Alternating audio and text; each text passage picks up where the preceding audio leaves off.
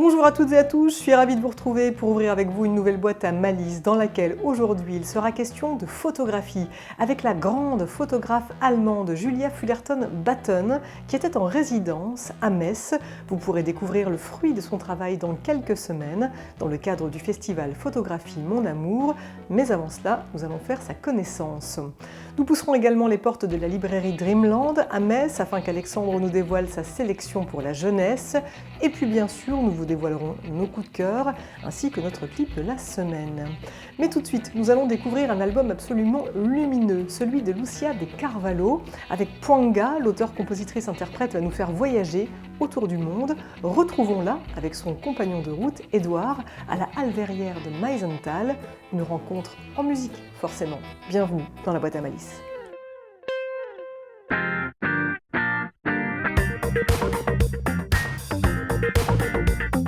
What is a bus? What is a watermalice? What is a bus? What is a watermalice? Guli, powo, jini watakamangu wa Chikongo. Guli powo wakutakamani mukwa zango. Yamina hana, monokuli ana eseni. Waze musono kali yatuwa nene. Tiriba! Lucia de Carvalho, Edouard, bonjour. Bonjour. Merci beaucoup de m'accorder cet entretien. Merci à toute l'équipe de la halle verrière de Meisenthal de nous accueillir ici dans ce lieu absolument sublime. Peut-être avant d'en savoir plus sur vous et sur votre nouvel album, Pwanga, un mot sur ce lieu, qu'est-ce qu'il évoque pour vous? C'est vrai que c'est vraiment beau de voir de s'imaginer comment les gens vivaient dans l'Antiquité. Et puis c'est vrai que l'équipe de la halle verrière nous accueille, on vient souvent répéter ici, et on a déjà joué ici, et puis on habite à 2 pas, donc c'est pratique. C'est parfait, un beau lieu de culture comme ça sur ce territoire, ça fait du bien. Alors la dernière fois que nous nous étions rencontrés, c'était à l'occasion de la sortie de votre deuxième album, Kuzola, et vous voilà de retour avec un 3e opus, Pwanga. J'ai pu lire que ça signifiait lumière. Je crois que vous avez une anecdote à ce sujet. Quelle est-elle? Oui. C'est une amie à moi qui travaille avec des gens pour leur faire des textes d'auto-louange qui augmentent leur auto-estime. Et puis dans ce cadre, elle s'est rendue en Angola. Elle a rencontré des agriculteurs et des agricultrices d'un petit village qui s'appelle Mumanga, où on parle en Chokwe. Et puis à la fin de son séjour, elle voulait prendre une photo avec tout le monde et puis personne ne souriait. Elle a demandé au traducteur, tiens, qu'est-ce que je peux leur dire pour les faire sourire? Et puis le traducteur lui a dit, il faut que tu leur poses la question Pwanga Nipui. Ça veut dire lumière ou obscurité. Et bien sûr, les gens ils répondent Pwanga pour montrer toutes leurs dents. Et moi, ça m'a vraiment inspirée. J'ai trouvé ça beau par rapport à ce que je vivais, à tout ce questionnement entre se sentir bien, mais comment on avance quand on a l'impression qu'autour, c'est la confusion. Et voilà, de le choisir, moi, ma voix, c'est la lumière, quoi. Oui, la lumière et vos racines, toujours dans lesquelles vous allez puiser. Il faut savoir, vous avez évoqué l'Angola, c'est là que vous êtes né. Après, vous avez déménagé au Portugal. Ensuite, vous êtes venu vous installer en Alsace. Vous êtes tombée amoureuse de la musique brésilienne. Et maintenant, vous vivez en Moselle. Mais alors, qui est Lucia de Carvalho? Edouard, vous le savez, vous? Qui est-elle? Chaque jour, j'apprends un peu plus. Ça évolue toujours. Une femme du monde, c'est ça? Oui, c'est vrai que justement, c'était une question que je m'étais souvent posée, qui était à la base, à la racine de mon projet précédent, Kuzola, où j'étais en quête de sens, en quête d'origine, en quête d'identité. Et finalement, la conclusion à laquelle je suis arrivée, c'est que je suis un être humain avant tout, un être en mouvement, un être qui change sans cesse, et d'accepter d'avoir d'une certaine façon une constante que j'appelle cette essence, que c'est à ça, cet hommage-là que je fais dans cet nouvel album, c'est l'essence des choses, mais que d'une certaine façon, il y a cette essence, mais il y a quelque chose qui bouge constamment et que ça fait du bien. Voilà. Un album lumineux dans tous les sens du terme. Quand on pense à la lumière, on pense aussi à la chaleur. Et cette chaleur, vous nous l'apportez aussi avec ces rythmes que vous insufflez, avec énormément de chœurs, des guitares et puis d'autres instruments que je ne connais pas forcément. Alors comment est-ce que vous l'avez concocté? Parce que Edouard, si vous êtes là, c'est que vous êtes compagnon à la scène et à la ville de Lucia. Et donc vous travaillez ensemble. Donc comment vous l'avez cuisiné cet album? En général, c'est vrai que Lucia, elle amène toujours la composition, hein, donc les textes avec les mélodies. Et souvent, elle a déjà aussi des idées. Il y a des choses qui viennent assez complètes déjà, j'ai l'impression, chez elle. Et elle a enregistré donc c'est les idées qu'elle avait. Et après, moi, je lui ai proposé des arrangements. Après, on a travaillé ensemble et on a vu ce qui lui plaisait, ce qui lui plaisait pas, dans quelle direction on avait envie d'aller ou pas. Et après, bien sûr, c'est avec chaque musicien. Chaque musicien a aussi apporté de son bagage et de ces choses-là, quoi. On a la musique divine du ciel qui est là avec nous. Forcément, vous avez chanté alors dans différentes langues pour cet album. Oui. C'est inévitable pour vous. Même l'anglais d'ailleurs dans un gospel, vous passez Ouais, partout. c'est vrai. Mais c'est vrai que moi les chansons, je n'arrive pas à commander au fait, à dire bah, je vais faire une chanson sur ça, dans cette langue. C'est vraiment l'inspiration qui vient. Et du coup, quand l'inspiration elle vient en anglais ou en espagnol, bah, je prends. C'est juste des chansons qui sont en chokwe, une chanson en chokwe, justement la chanson Po qui parle des femmes, et une chanson en kimbundu qui est aussi une langue angolaise. Ces deux chansons-là, j'ai commandé, mais ce sont d'autres personnes qui les ont écrites. Disons que justement cette chanson, la chanson Po, qui a été écrite par des femmes agricultrices, c'est cette amie Ophélie qui les avait rencontrées. J'ai trouvé le texte sur Facebook par hasard. Elle avait posté sur Facebook et je dis oh, waouh, c'est beau. Et puis j'ai demandé autorisation de l'utiliser. Ça m'a inspiré, ça a donné la chanson Po.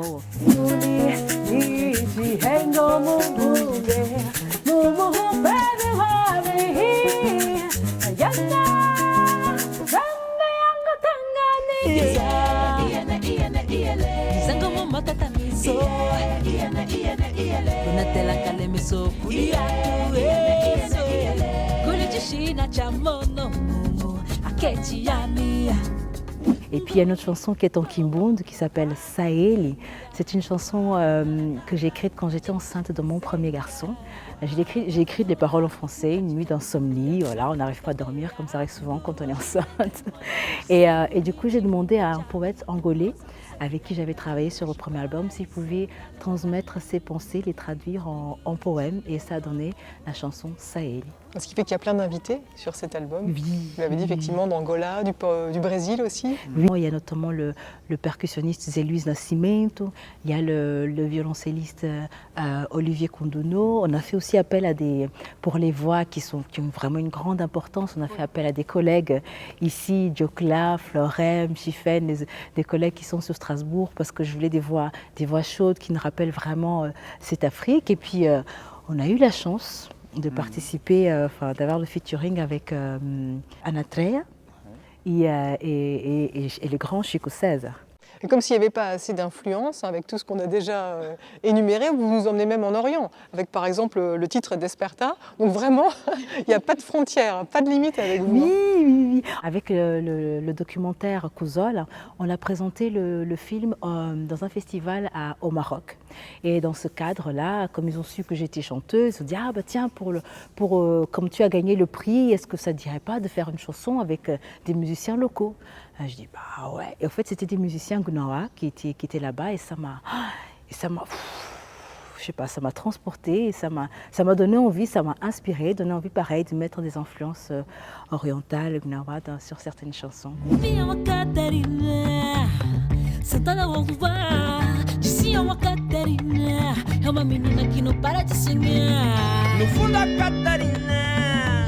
Procurava respirar, ficar pouco sozinha, viver despertar da consciência. Olha, Catarina,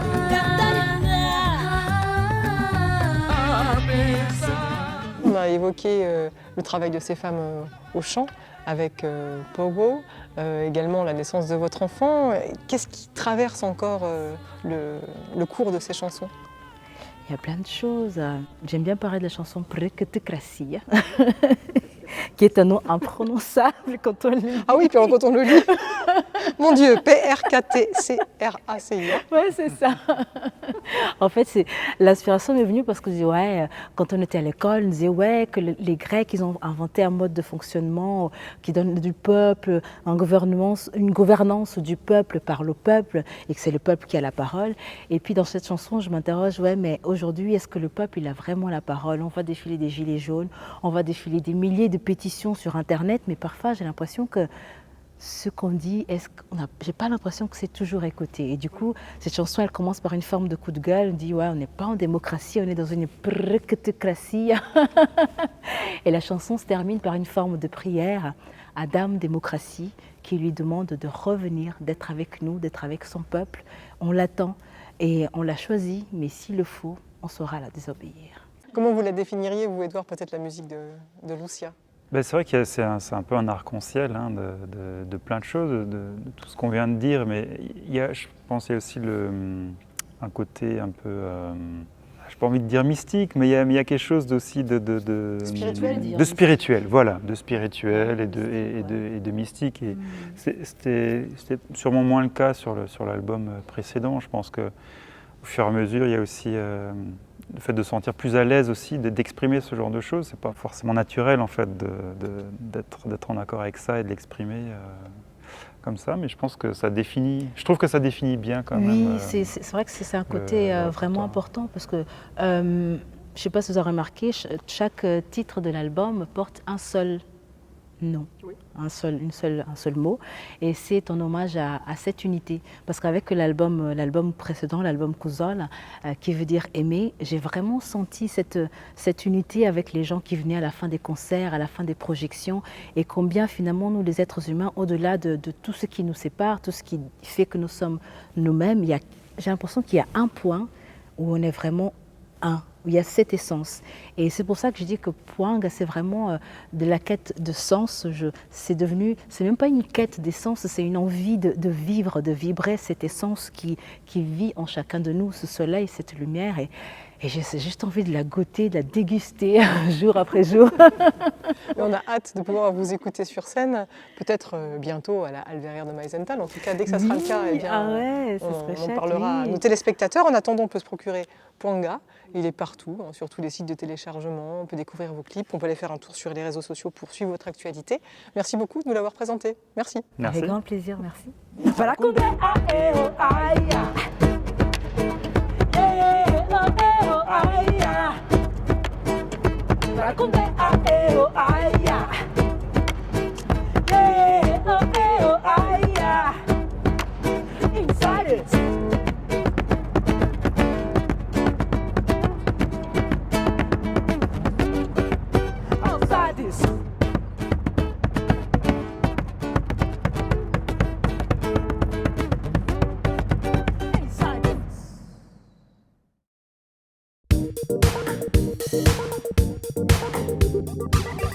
Et restons à la Alverrière de Meisenthal, puisque dans notre boîte à idées cette semaine, on retrouve une invitation à s'enquérir de la programmation de ce lieu absolument magnifique. Pour rappel, la Alverrière a été créée en 2019 et malheureusement toute l'équipe a été coupée dans son élan suite à la crise sanitaire. Alors autant dire qu'aujourd'hui, tout le monde est très heureux de reprendre un rythme à peu près normal. J'ai demandé à Pascal Klein, le directeur et programmateur de la Halle, quelle était la ligne éditoriale de ce lieu et quels étaient les temps forts à venir. Écoutez-le. C'est une structure pluridisciplinaire qui s'articule essentiellement autour des musiques actuelles, des arts de la rue, du cirque contemporain, de l'art contemporain également. Donc voilà, je pense que c'est un peu les grands axes hein, en termes de diffusion. Et puis il y a aussi un volet assez important autour de l'accompagnement et de la création artistique dans ces différentes disciplines que je viens de citer avant, quoi. Avec aussi bien évidemment un certain nombre d'actions en direction du public de nos territoires par le biais d'ateliers de pratique artistique, de sorties de résidence. Enfin, on essaye vraiment d'intégrer un peu tous ces artistes qu'on invite ici au sein de la Alverrière et de les inviter justement à partager un maximum de choses avec les gens du territoire, quoi. Il faut savoir qu'on a différentes jauges. On a une grande jauge de 3000 personnes ici dans l'usine qui est derrière moi. On a des jauges plus réduites qui peuvent aller jusqu'à 900 places dans la boîte noire.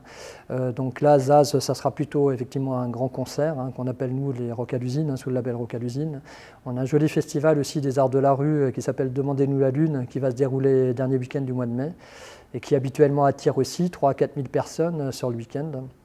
Donc on a une expo d'art contemporain en juillet-août avec Guillaume Bigel. On a Hubert Félix Stéphane le 11 novembre. Donc voilà, il y a un certain nombre de jolis rendez-vous ici à la Halle. Ultra Vomit, Lofofora, Les Garçons Trottoirs et bien d'autres seront également de la partie. Pour retrouver l'ensemble de la programmation de la Halle Verrières de Meisenthal, allez faire un tour sur le site qui est apparu à l'écran. Dans notre boîte à idées, cette semaine, on retrouve également un casting pour participer au prochain film du réalisateur Joachim Lafosse, dont on se rappelle le très beau dernier long métrage, Les Intranquilles. Avec Un silence, Joachim Lafosse recherche un adolescent juvénile aux yeux clairs qui a entre 15 et 20 ans et qui incarnera le fils d'Emmanuel DeVos et Benoît Poulvorde. Le tournage aura lieu cet été, en partie en Moselle. Alors si vous êtes cet adolescent, envoyez une photo de vous en couleur, sans filtre, et bien sûr envoyez toutes vos coordonnées en détail à l'adresse qui est apparue à l'écran. Cette annonce et d'autres annonces sont disponibles sur la page Facebook Tournage Grand Est. Et laissons la caméra de côté pour nous retrouver sous un autre objectif, celui de la photographe allemande Julia Fullerton-Betten, qui était en résidence à Metz. Venue de Londres à l'invitation du collectif Bout d'Essai, elle a réalisé 5 shootings photographiques d'envergure dans 5 lieux différents de la ville, et j'ai eu la chance d'assister à l'un d'entre eux.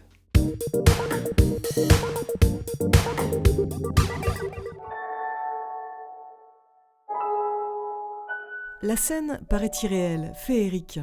2 chevaux foulant le sol de la basilique Saint-Vincent, à Metz, s'apprêtent à rejoindre une jeune femme ou peut-être une nymphe.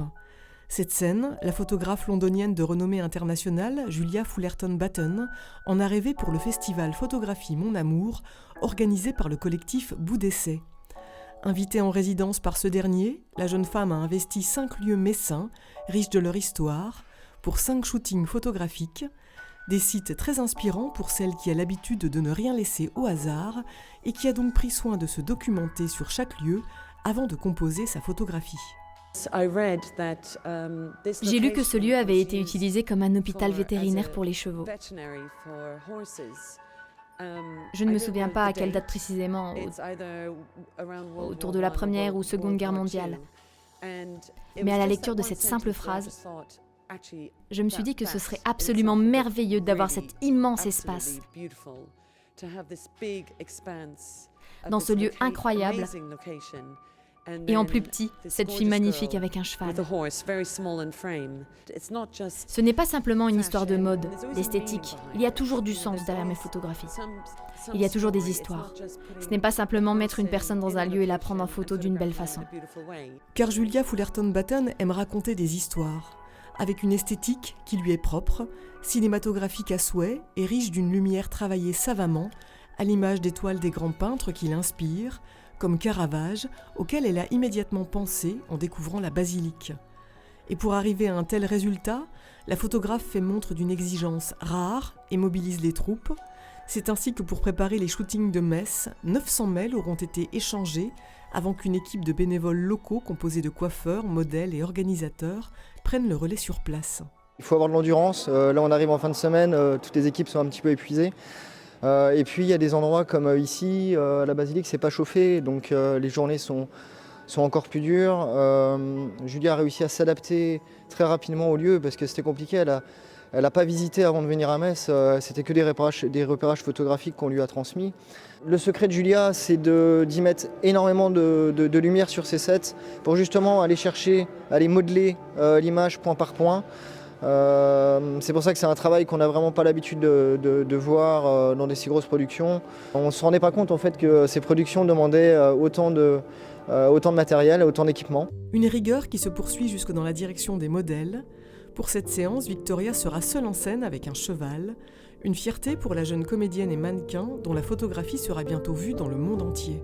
On est très dirigé, on fait tous les essais en amont, donc elle a déjà une idée en tête de ce qu'elle veut, donc tout est précis et nous on a juste à se laisser porter et voilà, c'est très confortable en tant que modèle. C'est vraiment un univers cinématographique avec des couleurs très franches, et aussi des ambiances un peu enfumées.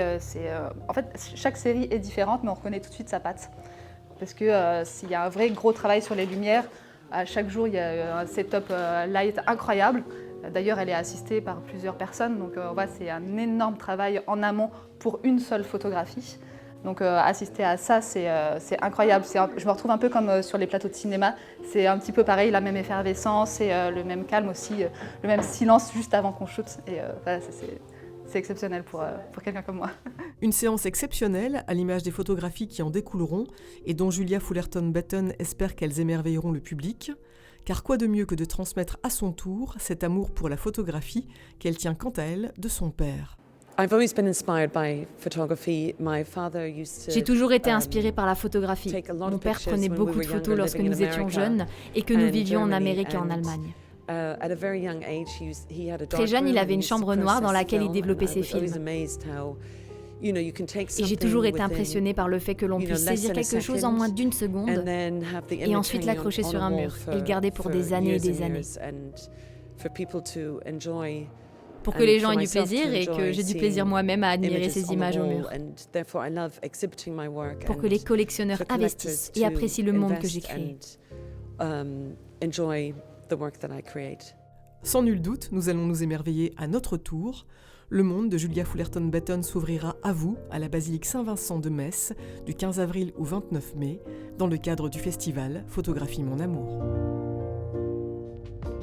Photographie mon amour, un festival d'exception qu'il ne faudra absolument pas manquer. Vous allez pouvoir découvrir des expositions dans toute la ville du 15 avril au 29 mai, sans compter qu'un week-end spécial vous attend les 30 avril et 1er mai avec des temps de rencontres, conférences, workshops et plus encore. Tout cela en toute convivialité, autant dire que vous allez en prendre plein les yeux. Ne manquez pas le rendez-vous, je le martèle. Allez faire un tour sur le site qui est apparu à l'écran pour en savoir plus sur la programmation. Poussons à présent les portes de la librairie Dreamland à Metz, librairie spécialisée en BD, comics et manga. J'ai retrouvé Alexandre qui aujourd'hui va nous livrer son coup de cœur pour la jeunesse et autant dire qu'il va faire de nous des héros.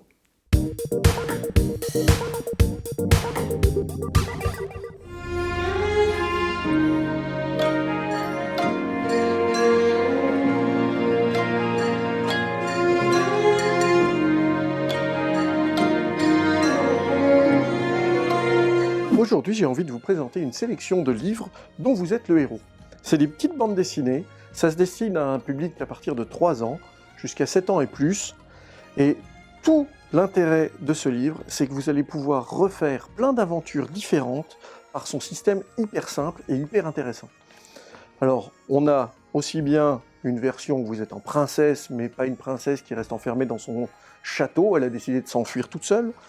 Un chaton qui va devoir libérer son royaume d'un terrible dragon, il est très mignon ce dragon en fait, ou alors un facteur qui va avoir une mission incroyable puisqu'il a un délai très limité pour réussir à livrer le courrier dont il est en charge. Alors, tout l'intérêt de chez Macaca avec ses créations, c'est que c'est très facile à mettre en œuvre. Donc le parent a juste à lire l'histoire au début, puisque bon, quand on a 3 ans, on ne l'est pas encore, mais une fois qu'on a lancé l'enfant, lui, il a juste à se fier à des petits icônes et des codes couleurs qui sont répartis un petit peu partout dans les images. Et en fonction des choix qu'il va faire, il va vivre son aventure. Et elle va évoluer. Il va rencontrer des gens avec qui il va falloir discuter. Il va devoir affronter des créatures, donc il y a un peu de combat. Il y a également de la réflexion, puisqu'il y a pas mal d'endroits où il va falloir trouver de l'équipement et l'utiliser au bon moment. Et il y a un petit peu à apprendre à compter aussi, puisque certains gardes, malheureusement, sont friands de coccinelles ou d'escargots, et s'ils n'ont pas le compte escompté, justement, ils ne pourront pas passer la porte. Donc c'est très très sympa, 3 thèmes complètement différents, et franchement, on peut refaire l'aventure plein de fois, avec plein de variantes. C'est, à mon avis, un excellent choix jeunesse. Donc voilà, Ligouili, Chaton et Dragon, ou bien Kali et Casse-Cou pour les éditions Macaca, le livre dont vous êtes le héros. Vous avez envie de faire vivre ces aventures à vos enfants, à vos neveux, à vos nièces, et bien allez faire un tour à la librairie Dreamland à Metz ou dans toutes les bonnes librairies indépendantes pour acquérir ces ouvrages. Avant de nous quitter en musique, comme toujours, je vous propose de noter un dernier agenda musical de surcroît, un agenda qui va vous conduire à l'Arsenal de Metz pour écouter Anne Passeo. Anne Passeo qui est la première batteuse sortie du Conservatoire national supérieur de musique de Paris, première batteuse également à figurer dans le dictionnaire du jazz. Quand on pense à Anne Passeo, on pense pop, jazz, world, on pense poésie. Avec Shaman, son dernier album, eh bien autant dire qu'elle va nous envoûter, la preuve en musique.